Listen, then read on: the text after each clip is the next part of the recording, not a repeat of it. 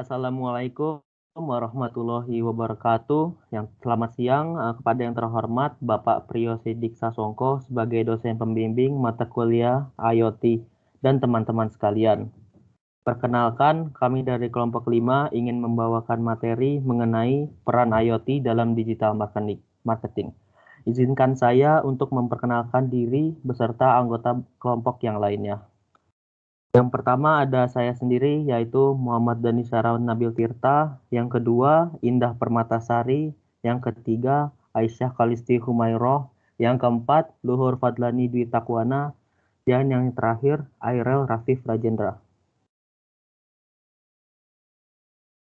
Saya Muhammad Dani Syarawan Nabil Tirta akan membawakan materi mengenai digital marketing. Era industri 4.0 merupakan integrasi pemanfaatan internet melalui lini produksi di dunia industri. Terjadi perubahan dalam dunia industri yang ditandai dengan berubahnya iklim dan bisnis industri menjadi lebih kompetitif. Industri 4.0 merupakan industri yang menggabungkan teknologi otomatisasi dengan teknologi cyber. Hal ini meliputi tren otomatisasi dan pertukaran data dalam teknologi bisnis yang mencangkup beberapa bagian, yaitu Internet of Things. Digital marketing. Digital marketing adalah pemasaran produk dan jasa dengan media digital. Tujuannya yaitu menjangkau pasar lebih luas dengan media internet. Media yang digunakan yaitu memiliki tujuan yang sama, yaitu agar bisa terhubung dengan calon konsumen. Selanjutnya, pemaparan materi cara kerja digital marketing akan disampaikan oleh Saudara Luhur Fadlani. Dipersilahkan. Baik, terima kasih untuk Saudara Danis. Perkenalkan, nama saya Luhur Fadlani Dwi Takwana. Di sini saya akan menjelaskan tentang bagaimana cara kerja digital marketing.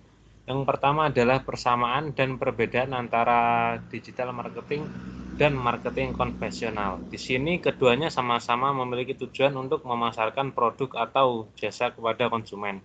Perbedaannya adalah hanya terletak pada media yang digunakan.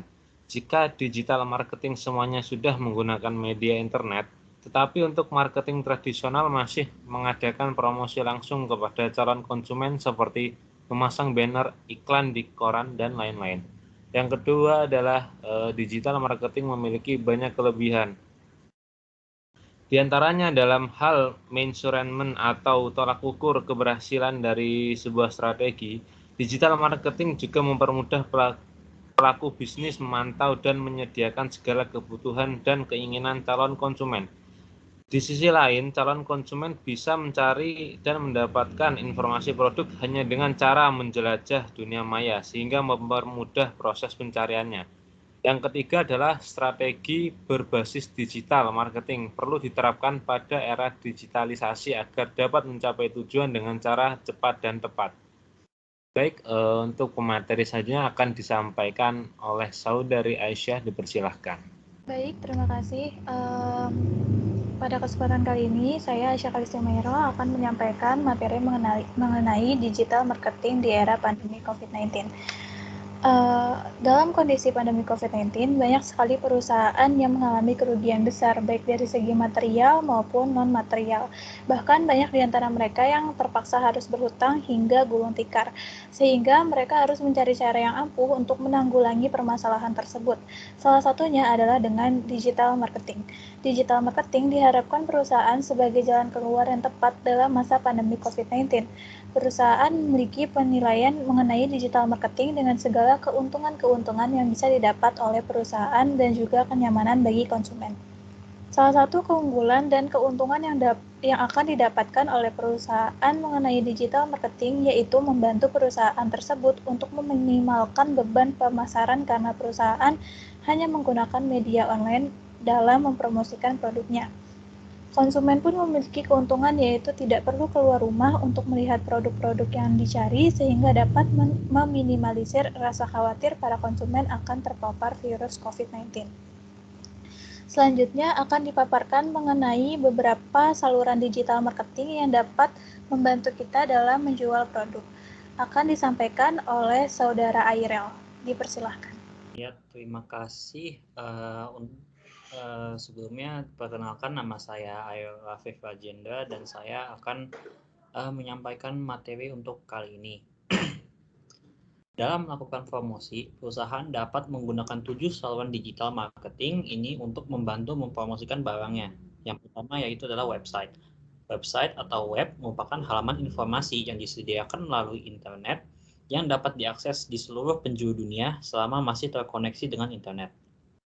Lalu kedua terdapat media sosial. Media sosial atau social media merupakan media online yang penggunanya bisa berbagi, berpartisipasi, dan bisa juga menciptakan isi konteks, gambar, video, dan streaming online.